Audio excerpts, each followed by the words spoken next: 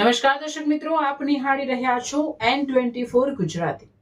તો નજર કરીશું આજના મહત્વના સમાચાર પર। રક્ષાબંધન પર્વને અનુલક્ષીને સુરતમાં આરોગ્ય વિભાગનું સઘન ચેકિંગ, મીઠાઈના સેમ્પલો લઈ પૃથ્થકરણ અર્થે મોકલાયા। 9 ઝોનમાં 10 જેટલી ટીમો દ્વારા કાર્યવાહી। આગામી રક્ષાબંધન પર્વને અનુલક્ષીને સુરત શહેરમાં ખાદ્ય પદાર્થોની ગુણવત્તા અને સલામતી જળવાઈ રહે તે હેતુથી સુરત મહાનગરપાલિકાના આરોગ્ય વિભાગ દ્વારા સઘન ચેકિંગ અને સેમ્પલિંગની કામગીરી હાથ ધરવામાં આવી છે। રક્ષાબંધન પર્વ દરમિયાન મીઠાઈ સહિતના ખાદ્ય પદાર્થોનું વેચાણ વધતું હોવાથી ભેળસેળયુક્ત અથવા નબળી ગુણવત્તાવાળા ખાદ્ય પદાર્થોનું વેચાણ અટકાવવા આરોગ્ય વિભાગ દ્વારા શહેરના વિવિધ વિસ્તારોમાં મીઠાઈની દુકાનો અને વેચાણ સ્થળોની તપાસ કરવામાં આવી રહી છે। આ કામગીરી અંતર્ગત મીઠાઈના વિવિધ સેમ્પલો લેવામાં આવ્યા છે અને તેને પૃથ્થકરણ અર્થે લેબોરેટરીમાં મોકલવામાં આવ્યા છે।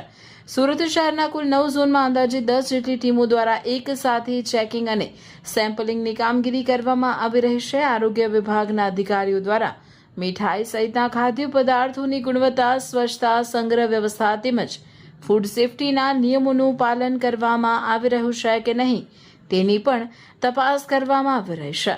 આરોગ્ય વિભાગે સ્પષ્ટ કર્યું છે કે લેવામાં આવેલા સેમ્પલોના પૃથ્થકરણના રિપોર્ટમાં કોઈ પણ સેમ્પલ ફેલ અથવા ગુણવત્તાના ધારાધોરણોને અનુરૂપ નહીં હોવાનું જણાશે તો સંબંધિત વેપારી અથવા સંસ્થા સામે નિયમો મુજબ કડક કાયદેસરની કાર્યવાહી કરવામાં આવશે।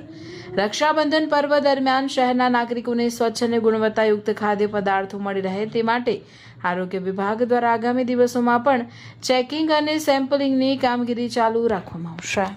હું A T Patel, food safety officer, Surat મહાનગરપાલિકા। હાલ રક્ષાબંધનનો તહેવાર નજીક હોય એને ધ્યાનમાં લઈને સુરત મહાનગરપાલિકાના ફૂડ વિભાગ દ્વારા મીઠાઈઓ બનાવતી તેમજ તેનું વેચાણ કરતી વિવિધ સંસ્થાઓની ચકાસણી હાથ ધરવામાં આવી છે। 9 ઝોનમાં કુલ 10 જેટલી ટીમો બનાવવામાં આવી છે અને એ ટીમો દ્વારા આ સંસ્થાઓની ચકાસણી કરી તેમાંથી વિવિધ પ્રકારના મીઠાઈઓના નમૂનાઓ લઈ પૃથ્થકરણ સારું લેબોરેટરી મોકલી આપવામાં આવશે। જો રિપોર્ટમાં કંઈક ક્ષતિ જણાય તો કસૂરવારો સામે ફૂડ સેફ્ટી એક્ટ હેઠળ પગલાં લેવામાં આવશે।